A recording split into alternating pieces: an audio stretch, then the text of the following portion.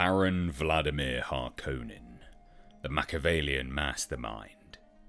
Baron Vladimir Harkonnen, commonly known as the Baron Harkonnen, is one of the most notorious and enigmatic characters in Frank Herbert's epic science fiction saga, Dune.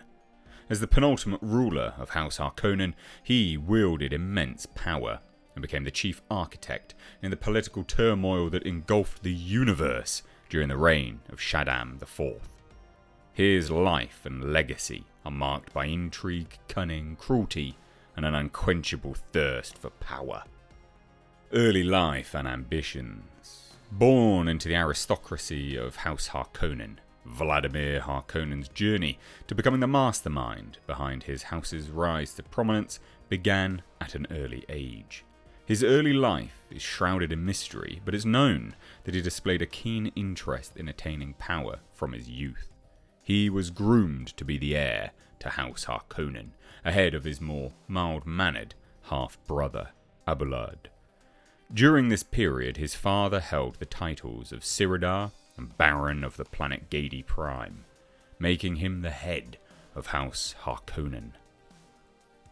Vladimir's ambition and cunning were evident from the start. He embarked on a relentless quest to expand upon the successes of his predecessors.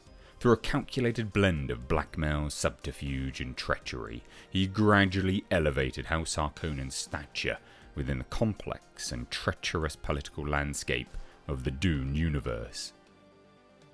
Leadership style and machinations. The Baron's leadership style was a blend of shrewdness, manipulation, and a keen eye for talent. He recognized efficiency and talent in people, often surprising those around him with his remarkable insight into human nature.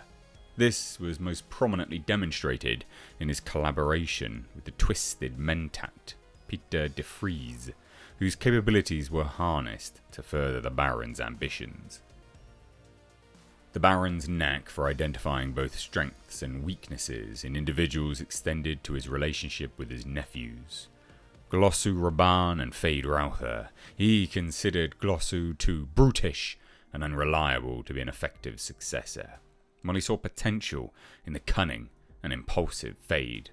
However, his hold over the latter remained tenuous, with Fade Routher even attempting to poison the Baron, a testament to the complex power dynamics within House Harkonnen.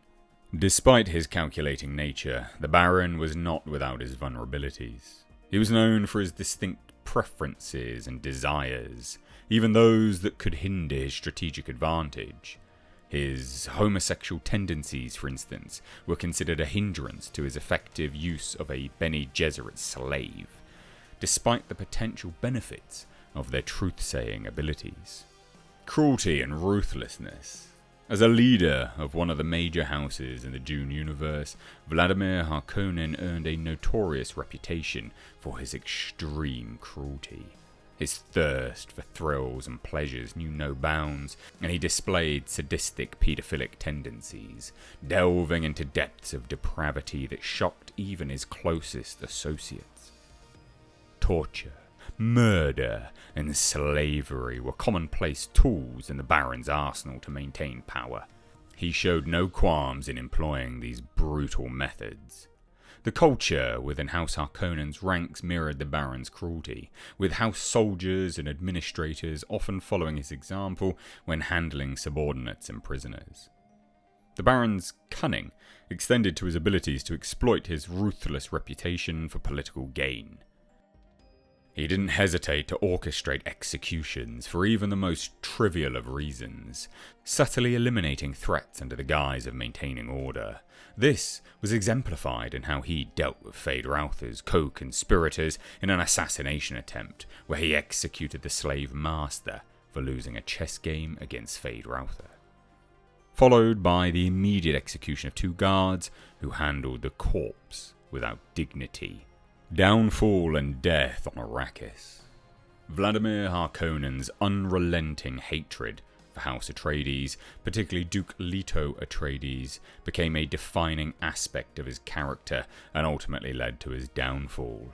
The intricate web of political machinations and betrayals within the Dune universe reached its climax on the desert planet of Arrakis. In the year 10193 AG, House Harkonnen faced defeat at the hands of the Fremen, a fierce desert people native to Arrakis. The Baron's demise came in a dramatic and fittingly symbolic manner, as he was poisoned with a Gom Jabbar, a deadly weapon wielded by a young Alia Atreides, his own granddaughter. Legacy and aftermath. With the death of Vladimir Harkonnen, the leadership of House Harkonnen passed down to Fade Routher Harkonnen. Fade challenged Paul Atreides to a duel, which ended in Paul's victory. Following this, House Harkonnen's leadership became embroiled in complex succession debates. Paul Atreides ultimately ruled that House Harkonnen should pass to himself as the last living heir, effectively subsuming it into the Atreides throne. However, death was not the end for Vladimir Harkonnen. His malevolent influence endured through his granddaughter, Alia Atreides, who fell victim to possession by his residual persona. This haunting presence became a central conflict within the Dune narrative. Physical transformation and appearance. Vladimir Harkonnen's physical appearance has evolved dramatically throughout the various adaptations of Dune. In Frank Herbert's original novels, he was described as a tall, muscular man with red gold hair and a distinctive widow's peak. Later in life, his most notable feature was his morbid obesity, necessitating the use of suspensors to retain mobility. In David Lynch's 1984 film adaptation, the Baron was depicted as hefty, with pulsating boils and cysts sprouting all over his skin. His hoversuit appeared to be integrated into his flesh, and his sanity often teetered on the brink of madness. In Denis Villeneuve's 2021 adaptation of Dune, the Baron's physicality was reimagined. He appeared pale due to the lack of sunlight on Gadi Prime, and had a shaven head. Despite his obesity, he possessed broad shoulders and thick, well-muscled limbs, creating a structurally imposing presence. An implant on his middle finger allowed him to activate his personal force field, a crucial survival tool. In the expanded Dune universe, it was suggested that the Baron's obesity was the result of a deliberate act by the Reverend Mother Gaius Helen Mohiam, who infected him with a degenerative disease as an act of revenge.